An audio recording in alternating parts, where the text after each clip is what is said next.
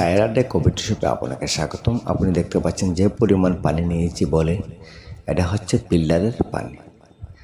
আরও দেখতে পাচ্ছেন আপনারা কাপগুলো খুবই যত্ন সহকারে খুবই পরিষ্কার পরিচ্ছন্ন করে আমার দোকান পরিচালক সাইফুল প্রচণ্ড শ্রম দিয়ে কাজগুলো করেছে এবং আরও অনেকগুলো কাজ রয়ে গেছে।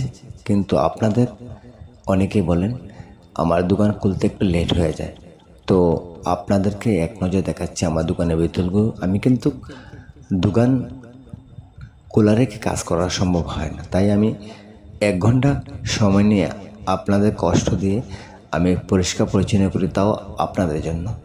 আপনারা আমার দোকানে আসেন, আমাকে মহব্বত করেন, ভালোবাসেন। এই যে পানিগুলো দেখছেন বোতলে ভরছি, সেটাও কিন্তু পিল্লারের পানি।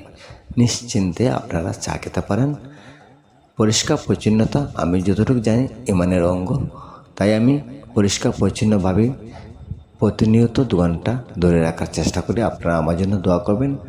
শেষ পর্যন্ত আমার এই ছোটো ভাইটাকে চা দিতেই হলো, 1 ঘন্টা বসে রইল চা খাওয়ার জন্য। তো আপনারা যারা চা খেতে চান অবশ্যই আসতে পারেন কবিটি।